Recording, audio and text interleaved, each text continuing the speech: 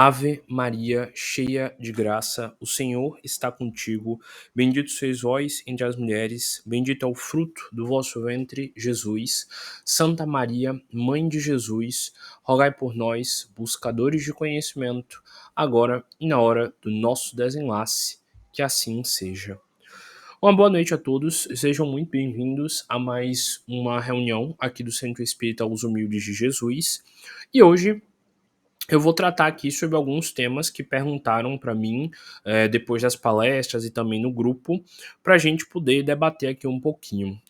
Me perguntaram, primeiro, sobre o que é o perispírito, pediram para eu definir melhor essa ideia de perispírito, sobre como é que nós somos e nos apresentamos no plano espiritual. Me pediram também para falar um pouco sobre os mestres ascensionados e qual a visão do espiritismo kardecista sobre esse tema. E também me pediram para falar um pouco sobre Jesus e sobre essa ideia da volta de Jesus e também a ideia do apocalipse e qual seria a visão do espiritismo sobre isso. Então, esses serão os três temas principais que eu vou abordar aqui nessa palestra de hoje e espero que vocês consigam acompanhar, entender e ter as suas dúvidas sanadas. Bora então lá, começando aqui pelo Livro dos Espíritos, para a gente falar um pouco mais sobre a ideia do perispírito e de como ele é, o que ele é e como ele é formado.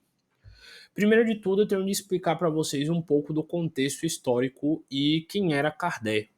Allan Kardec, como vocês sabem, era professor de pedagogia. Ele era um professor que dava aula para criancinhas. Ele tinha geralmente uma formação maior em letras, no sentido de saber muito bem francês, saber conjugação verbal, enfim, do francês.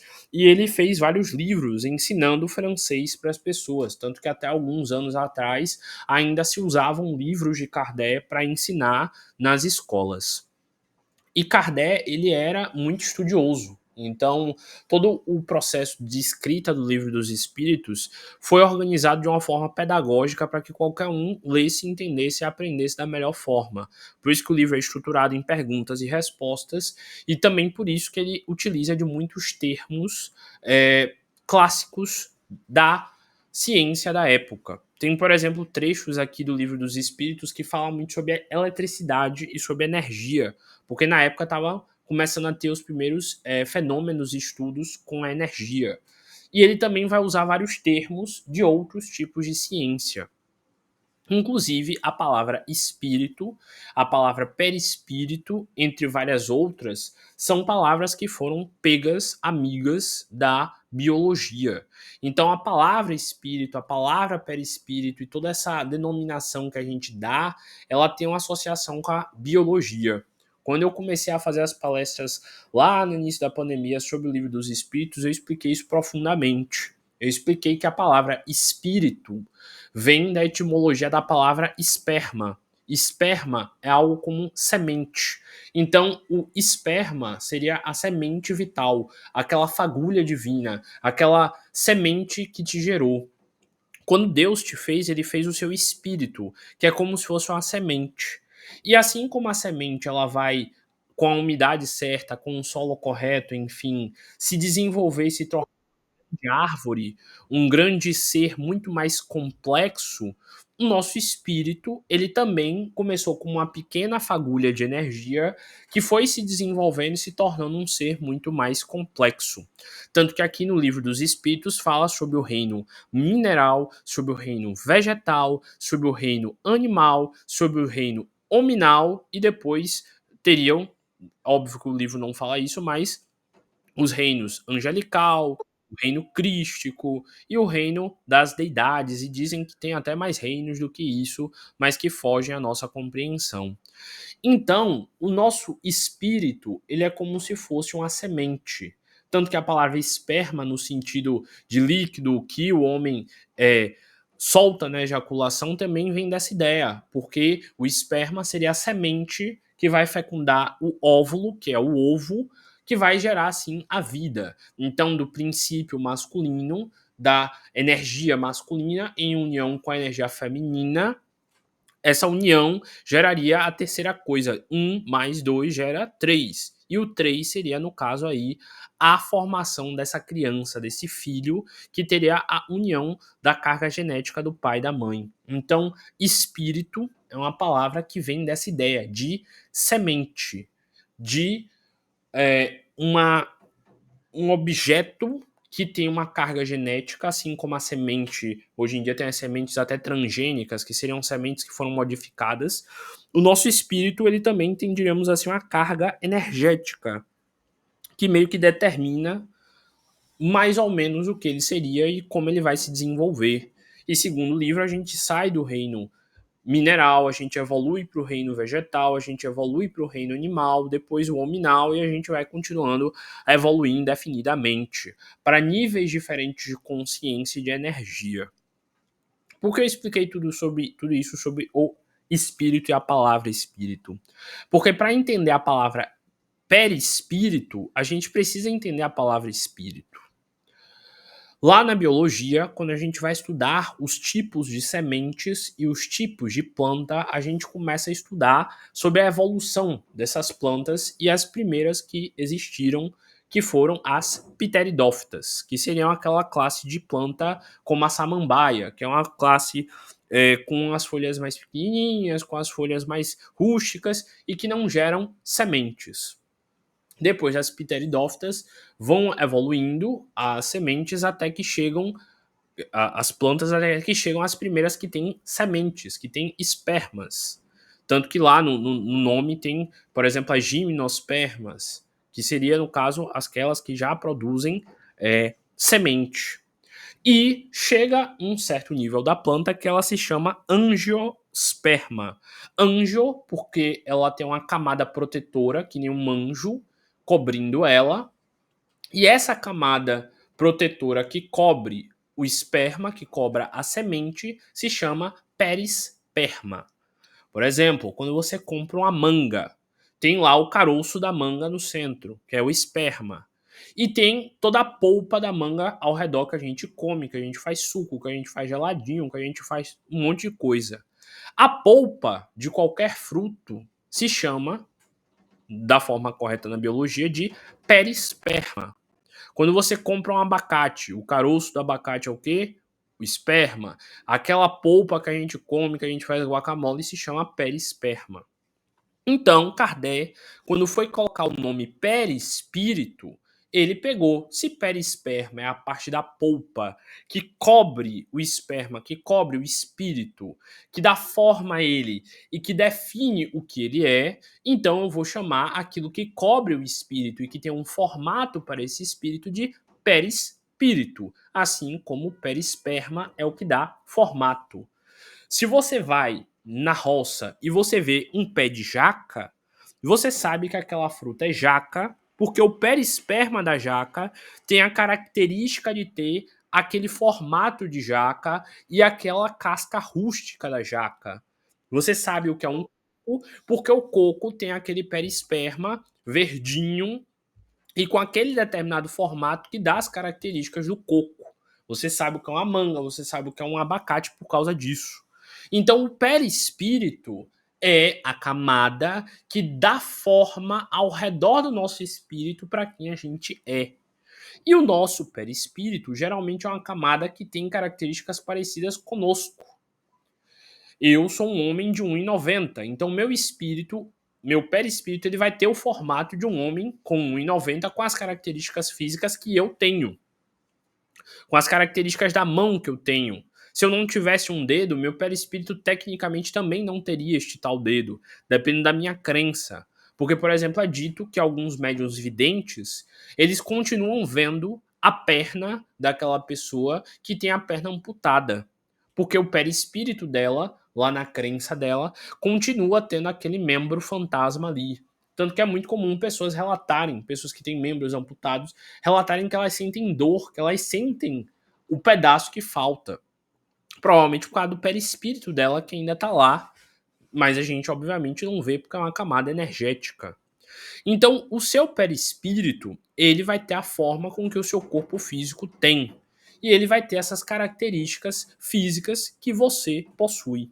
Aí a pessoa me questionou, Francisco, tudo bem, essa parte é a simples, é a tranquila que eu já entendi. Eu quero questionar então e entender como é que acontece na parte reencarnatória isso.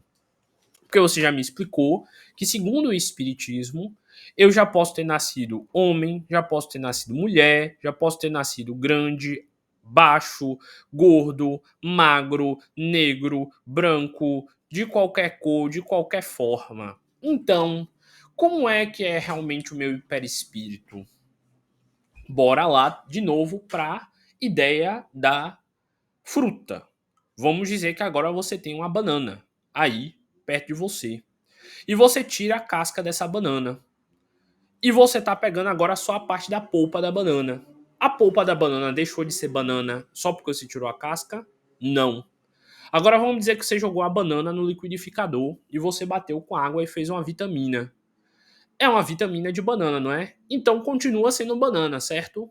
Mas agora a banana está de uma forma diferente em vitamina. O seu perispírito ele é moldável, ele muda, ele se adapta e ele se ajusta ao contexto e à necessidade. Se na próxima encarnação eu vier mulher e baixinha, meu perispírito ele vai se adaptar às características de uma mulher baixinha com, sei lá, tendências asiáticas, ou tendências europeias, ou tendências africanas, enfim, qualquer uma. Ah, Francisco, mas e qual é o meu corpo de verdade? Aí é que tá. A banana deixou de ser banana batida no liquidificador? A banana deixou de ser banana, sei lá, sem a casca? Não. Então, a sua essência, o seu espírito é o que realmente importa e é o que realmente você é. O perisperma, ou perispírito, ou corpo é apenas a forma que temporariamente você está assumindo para aprender algumas coisas. Eu precisei vir homem com essas características para aprender algumas coisas que o meu espírito precisa numa vivência na polaridade masculina. Mas se na minha próxima eu precisar vir mulher, eu virei e vou me adaptar a esse contexto. Tá, Francisco, mas quem é você de verdade? Não sei. Talvez se lá na minha próxima encarnação como mulher eu vier ao plano espiritual e eu encontrar vocês que estão aqui me ouvindo hoje, eu provavelmente vou assumir a forma de Francisco, porque vocês me conheceram como Francisco e vai ser mais fácil para vocês se adaptarem, se ajustarem e conversarem comigo com essas características de Francisco por uma questão de comodismo. Então, o perispírito é como se fosse uma roupa. Se você vai no fórum, você não tem que usar calça e uma roupa, diríamos assim, mais arrumada, então seu perispírito no fórum é a pessoa arrumada. Você vai num casamento, você vai numa festa, você vai num local que precisa de uma roupa social. Seu perispírito temporariamente está com aquela roupa social. E aí, qual o problema? Se eu vou para um carnaval de rua num calor danado, eu vou estar com outra roupa. Se eu vou na praia, a roupa lá normal vai ser a sunga e o biquíni. Então, meu perispírito ele vai se ajustar à situação. Se eu tô com pessoas na minha encarnação, onde eu estava em outro contexto, eu provavelmente vou ser visto, entendido e percebido por elas neste contexto e dessa forma. Afinal, o que realmente faz com que eu seja eu mesmo é o meu espírito e a minha essência energética, e não a roupa que eu estou usando, no caso, o perispírito que eu estou utilizando. Certa vez eu estava lá no centro espírita e Pai estava contando uma das histórias que ele vivenciou em centros espíritas trabalhando. E lá na minha cidade tinha uma médium chamada Maria Matildes, que tinha uma grande habilidade de incorporar muitos espíritos e ela era uma grande médium que fez muito trabalho lá na cidade. Ele contou que teve uma vez que eles estavam lá numa reunião e que ela estava incorporando e trabalhando normalmente e que tinha uma preta velha que sempre incorporava por ela.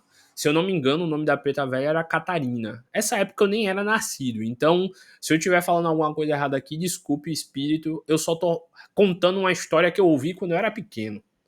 Enfim, ele contava que tinha essa preta velha Catarina, que era considerada a guia espiritual daquela reunião, e que sempre que ela incorporava, ela vinha de uma determinada forma.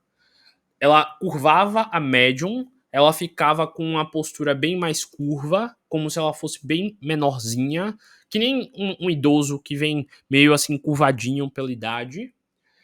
Que ela falava com um sotaque meio africano, meio angolano, meio, sei lá, iorubá, e ela sempre se apresentava dessa forma. Quando ela pegava o médium, ela se abaixava, ela ficava meio curvadinha e ela falava com essas características numa linguagem bem mais rebuscada e bem misturada com essa linguagem iorubá.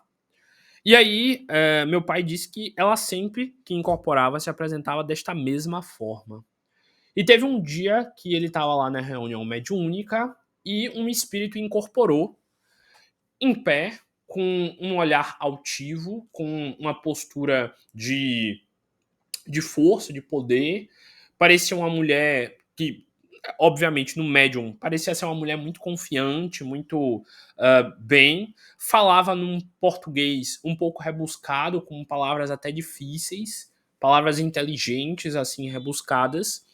E que essa tal mulher incorporada saiu conversando com todo mundo, contando detalhes sobre cada um, deixando todo mundo surpreso. E que no final perguntaram a ela: sim, minha irmã, mas quem é você? E quando ela falou: meu nome é Catarina e eu sou a preta velha, ninguém queria acreditar que era ela incorporada. Porque todo mundo sabia que a preta velha Catarina sempre incorporava de uma determinada forma, de um determinado trejeito. E ela falou: sim, eu geralmente apareço para vocês aqui como a preta velha. Mas vocês acham que eu fui preta velha a minha vida inteira? E ela falou: eu também já tive uma encarnação onde eu era aristocrata, onde eu tinha muito poder, onde eu tinha muito dinheiro e onde eu era branca, europeia. Eu não lembro a história, essa parte aqui eu confesso que eu tô inventando a origem dela, mas que ela falou que realmente ela já teve encarnações onde ela era uma mulher alta, altiva e que tinha um certo poder. E aí ela falou: eu estava lá no plano espiritual com algumas pessoas que eram dessa minha encarnação e eu estava lá com essa roupagem espiritual. Quando eu vim para cá para a reunião, eu decidi me manter com essa forma porque eu estava me sentindo confortável. E eu resolvi pregar essa peça em vocês. Eu sou a mesma Catarina, eu sou o mesmo espírito. E eu não estou mentindo. Só que vocês só acreditam, só percebem, só acham que sou eu quando eu venho daquela forma. E aí, meu pai disse que na hora que ela falou isso, o médium voltou a se curvar, voltou a falar da forma com que a preta velha falava e começou a dar risada, dizendo que tinha pregado uma peça em todo mundo. E todo mundo percebeu que realmente as coisas que ela tinha dito eram coisas que só essa preta velha teria falado. Então, eu contei toda essa história para vocês perceberem que o perispírito ele é plástico. Vamos dizer que aquele mendigo que todo dia você vê na rua, maltrapilho, tal, tal, tal, faz a barba, se arruma, passa um perfume, bota uma roupa cara. Você não vai olhar ele de outra forma? Você mesmo aí que tá me ouvindo, sei lá, você é mulher, você foi pra uma festa, te maquiaram toda, te mudaram toda, botaram, espicharam seu cabelo, seria cacheada, enfim, e você ficou diferente. Você não mudou a sua roupagem? Então o perispírito é como se fosse isso. Cada um, um contexto, eu vou encontrar da forma com que eu sou. Tem um amigo da bagunça, do trabalho, que eu vou conversar com um tom risonho e brincalhão. Tem o contexto de trabalho, onde eu vou ter que falar com o meu chefe e vou ter que falar com a linguagem jurídica, com a linguagem mais séria, se eu for advogado, com a linguagem mais técnica, se eu for médico, falando sobre um remédio. Então, o perispírito ele vai se adaptar à necessidade. Tanto que aqui, olha o que a primeira pergunta fala. O espírito, propriamente dito, nenhuma cobertura tem, ou, como pretendem alguns, está sempre envolto de uma substância qualquer. Kardec questionou. Aí vem a resposta. Envolve-o de uma substância vaporosa para os teus olhos, mas ainda bastante grosseira para nós. Assaz vaporosa, entretanto, para poder elevar-se na atmosfera e transportar-se aonde queira. E aí vem aqui a nota de Kardec. Envolve o germe de um fruto, o perisperma. Do mesmo modo, uma substância que, por comparação, pode se chamar de perispírito, serve de envoltório ao espírito propriamente dito. Então, toda a explicação que eu dei sobre a fruta tá aqui bonitinha. Como eu falei, Kardec tinha vários amigos biólogos, físicos, químicos da faculdade lá que ele também dava aula, que ele também se formou. Então ele usou dessa linguagem mais rebuscada para dar sentido e dar seriedade àquilo que ele estava ensinando. Então a gente vê nesse exemplo aí que eu dei da preta velha como realmente o espírito ele pode se adaptar de várias formas, em vários contextos, de acordo com a necessidade para ensinar algo, para passar algo e para vivenciar algo. Então, o seu espírito ele já teve várias formas, ele já teve várias experiências, ele já viveu vários contextos, e você é a reunião dessa mistureba toda, dessa lambança toda, aí vivendo a sua vida. Então, o perispírito ele se adapta de acordo com a situação, ele vai assumir formas diferentes e ele vai fazer trabalhos diferentes de acordo com a necessidade, assim como a polpa da fruta tem características diferentes dependendo da fruta que é. Acredito que a dúvida que tinham sobre o perispírito deve ter sido sanada com essa resposta. Então, você vai se apresentar a quem te conhece de acordo com o perispírito que você tem, ou então nem vai se apresentar com um perispírito, porque depende do nível de evolução. Para o espírito, uma forma pouco importa. Ele vai sentir a sua energia, vai saber que é você e tanto faz. Sem falar que essa ideia binária de homem e mulher é muito mais aqui no plano físico, onde a gente biologicamente precisa disso. Lá no plano espiritual, cada espírito se reconhece o outro como energia. Então, aquela ali é a energia de fulano, é a energia de fulana. Por exemplo, você está conversando com o seu amigo e você manda um áudio para o seu amigo. Naquele áudio você fala de um jeito, você tem um tom de voz, você tem uma forma de brincar e de falar, que o seu amigo, só de ouvir o áudio, já sabe reconhecer, esse aqui é fulano. Às vezes, quando a gente começou a ter celular e ligar um pro outro, às vezes a gente não tinha o número anotado do amigo, mas só de ouvir a voz dele, a gente já sabia que era fulano de tal. Então, o espírito reconhece um ao outro geralmente por energia. Esse negócio de precisar de uma forma, de um jeito, enfim, é algo muito mais humano do que realmente espiritual.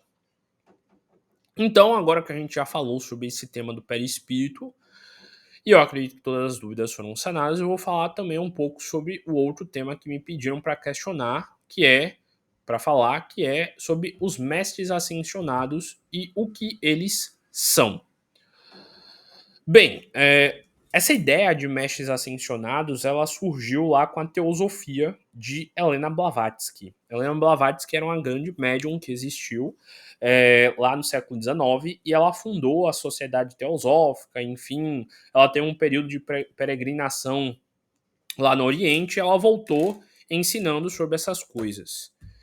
E a sociedade teosófica, ela tem essa crença nos mestres ascensionados. Mestres, porque eles seriam espíritos de muito conhecimento, e ascensionados porque eles estão fora da matéria, num nível acima da matéria.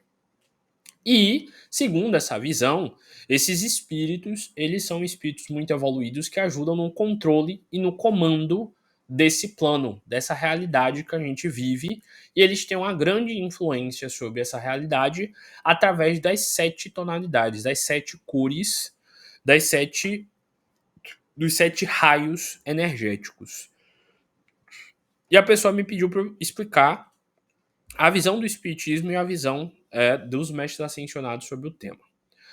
De novo, citando aí esse mesmo espírito, essa mesma preta velha, eu vou contar uma historinha aqui para vocês. Painho conta, também em uma de suas palestras, que uma vez estava tendo uma festa lá no Centro Espírita. Uma festa para poder arrecadar fundos para fazer a reforma do Centro Espírita, rock na época, e ia ser construído mais um andar, mais uma sala de passes, um negócio assim. E eles resolveram fazer uma festa beneficente, tipo uma quermesse, vendendo bolo, vendendo doce, vendendo essas coisinhas assim para poder arrecadar dinheiro para poder fazer a reforma. E aí, antes de fazer essa tal reforma, antes de fazer essa tal festa, na verdade, Painho conta que foram pedir permissão aos espíritos se poderia ser feito, se deveria ser feito, enfim, porque na época tinha todo esse trabalho, toda essa questão. E aí, Painho conta que o espírito, se eu não me engano, essa mesma preta velha, falou que ela ia pedir permissão aos superiores dela, se poderia ser feito, e se eles iriam dar o aval para que fosse feito, e se teriam espíritos disponíveis para fazer a proteção energética do evento. E Painho conta que quando ela falou isso, ele ficou muito curioso. Como assim? Espírito para proteger o evento? E ela contou que nada acontecia na nossa realidade sem que tudo fosse organizado também no plano espiritual, assim na terra como nos céus. E Painho disse que ela falou que, assim como na terra, no plano espiritual, existem uma espécie de espírito que é como se fossem policiais, só que no plano espiritual. E que esses espíritos policiais geralmente eram bons, sim, trabalhavam para os espíritos bons, mas que eles eram meio brutos, meio enérgicos, meio firmes e contundentes na sua forma de agir, porque, às vezes, os espíritos obsessores queriam bagunçar o trabalho da casa, poderiam tentar gerar alguma confusão nessa quermesse, poderiam tentar arrumar alguma briga, alguém poderia tentar arrumar uma desavença. Ou então, quando tem os trabalhos da mediúnica, os passes, enfim, o obsessor não quer sair de perto da pessoa, não quer se afastar dela, e que às vezes os espíritos mais evoluídos, por terem uma energia mais sutil, precisavam da ajuda desses espíritos um pouco mais densos, mas que trabalhavam para o bem para ajudar no processo. E ela explicou que iria ser perdida a permissão para os mais evoluídos, se poderia ser feita essa festa, e também para que esses espíritos de proteção viessem para ajudar e impedir que esses tais obsessores atrapalhassem. E tudo bem, aconteceu, eles deram a permissão e foi feita a festa tudo certinho. Mas por que eu contei essa história? Para a gente ver que o plano espiritual é extremamente bem organizado e que tudo que acontece lá é muito bem planejado. Para uma festinha do centro espírita foi feita toda uma organização espiritual de proteção, imagine para as outras coisas. Por exemplo, eu já li livros que diziam que dentro de cada colégio, de cada sala de aula, tinha pelo menos um espírito evoluído acompanhando aquelas crianças, acompanhando aquele professor, para ver o que estava sendo ensinado e para tentar ajudar aquelas crianças a prestarem atenção para que elas pudessem evoluir.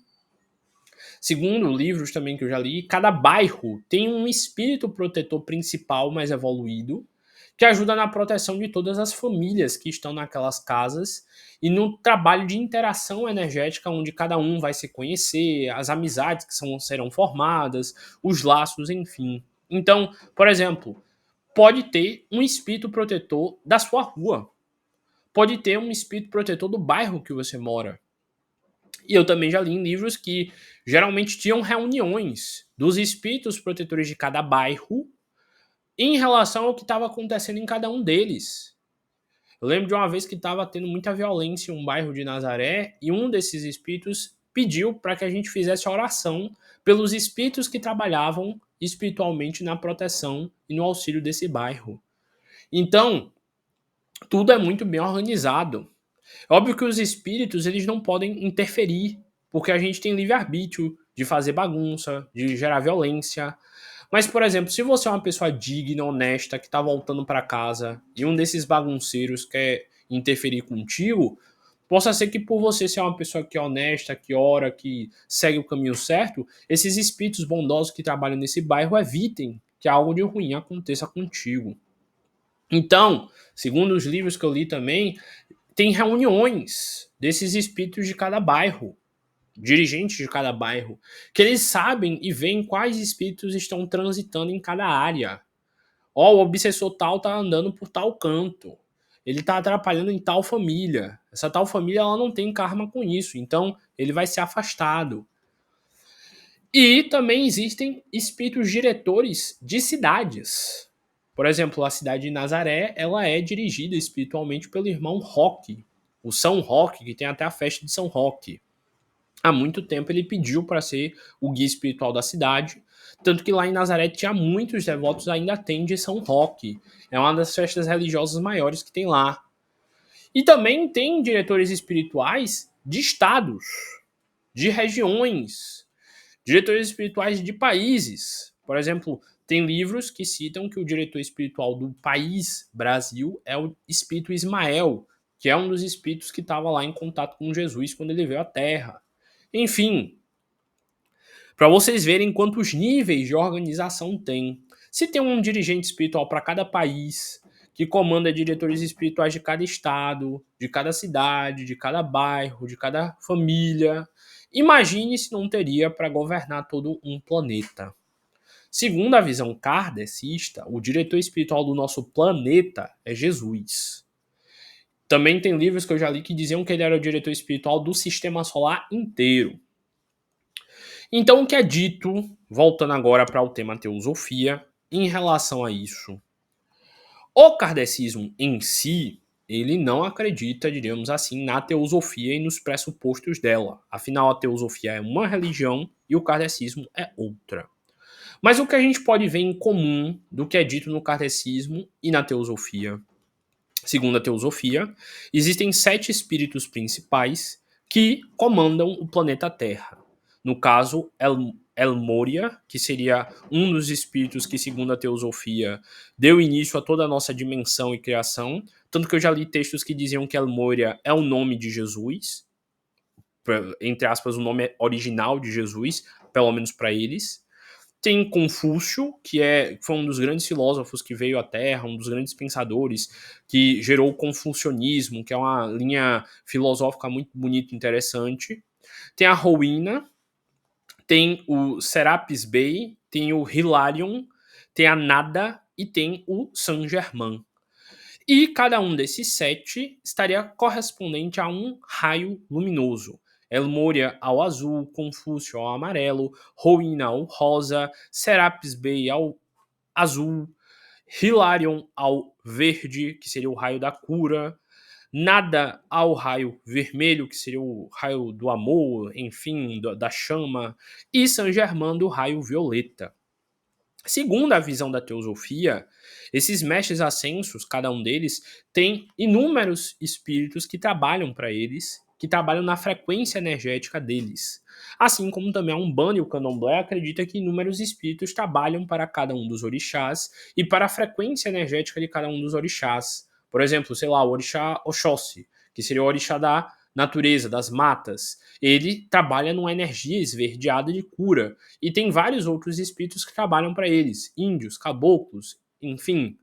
Então, tecnicamente, Oxóssi, se a gente fizesse uma correlação doida aqui, poderia ser Hilarion, porque é o raio verde, que é o raio da cura. Já lá no catolicismo, Hilarion poderia ser o arcanjo Rafael.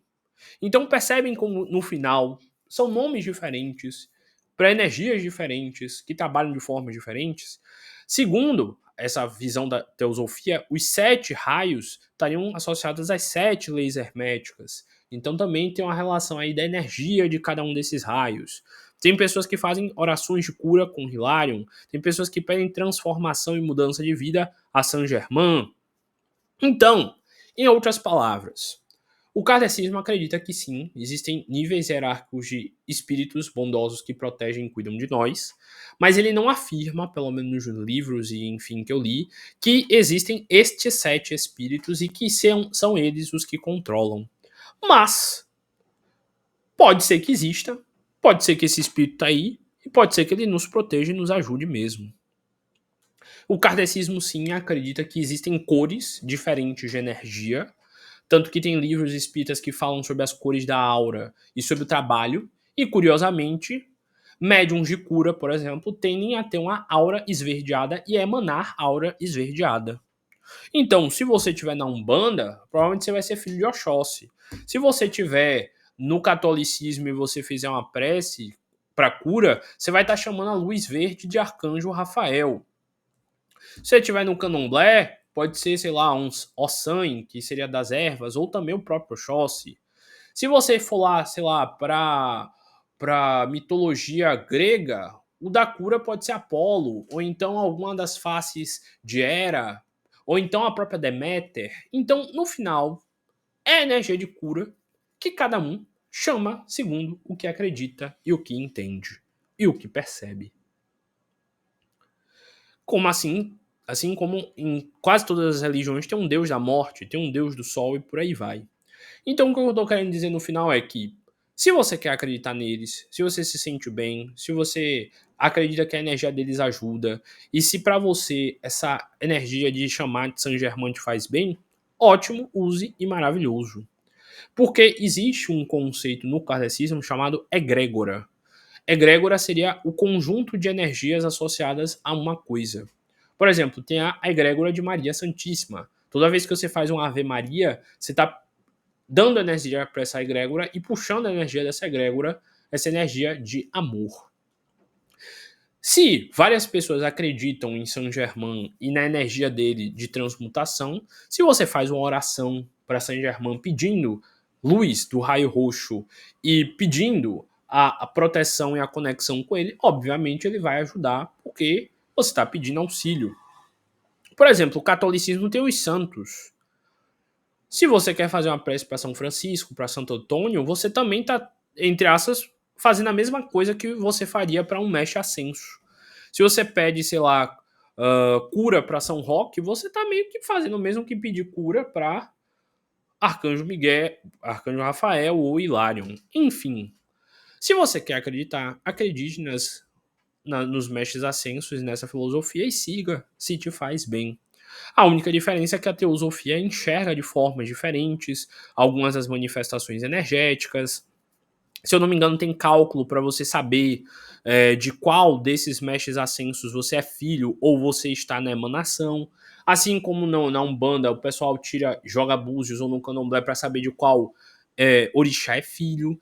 Então, é outra forma de ver, e hoje em dia no YouTube muitos ensinam sobre esses mestres ascensos, fazem orações para esses mestres ascensos, e as pessoas, como consumem muitos conteúdos espirituais, saem misturando tudo. Ao meu ver, não é um problema. Se você quer fazer e te faz bem, faça. Se é um espírito dito bom e que está querendo que você medite, melhore, evolua, para mim também não é problema nenhum. Mas não é em si algo do kardecismo, é de uma religião diferente, chamada teosofia, como eu falei, e você segue se você quiser e mistura se você quiser. Eu vejo tantas vezes pessoas no centro espírita fazendo preces de orações católicas. Já vi também tanta coisa católica usando o termo espírita. Então, ao meu ver, não é um problema. Mas é bom você estudar separadamente e entender e fazer as suas correlações com o tema. E para finalizar, como agora que eu vi o tempo que só faltam 8 minutos, eu vou responder a terceira pergunta, que é a pergunta relacionada a Jesus. A pessoa me questionou sobre Jesus e sobre o que o kardecismo acha da ideia da volta de Jesus. Bem, resumindo muito, porque só sobrou 7 minutos agora, olhando aqui o relógio, o kardecismo ele entende que Jesus nunca foi embora. Então, como é que ele ia voltar? Se a gente ora todo dia para Jesus, se a gente lê todo dia o que Jesus falou, se a gente pensa em Jesus o tempo inteiro, Jesus nunca foi embora. Ele está aqui com a gente como ele sempre esteve. Mas, Francisco, eu estou falando aqui de uma volta física de Jesus, em corpo e em carne. Então, bora parar para pensar. Para quê? Por quê? E qual seria a necessidade dele voltar em carne, se em espírito ele já está aqui junto com a gente? Então, o kardecismo, pelo que eu entendo, pelo que eu estudei, não acredita numa volta física de Jesus num corpo de carne e osso. Ele acredita que nós devemos buscar Jesus, que nós um dia nos tornaremos espíritos e que lá no plano espiritual, sim, nós reencontraremos Jesus. No caso, a energia Jesus, o espírito Jesus. Como eu cito, por exemplo, lá no livro Maria de Nazaré diz que ela, em energia, em evolução, enfim, é como se fosse uma gota perante o oceano que Jesus é. Uma gota d'água perante um oceano. Então, será que você teria preparo para encontrar Jesus, para conversar com ele, para ter contato com ele? Se ela é uma gota, a gente é o quê? Não que Jesus não vá conversar com você, não que Jesus não vá interagir com você. Ele é um espírito muito evoluído. Se ele quiser, ele pode fazer isso. Ele pode fazer agora com você, se você fizer uma oração de coração, e ele pode lhe dar um afago energético.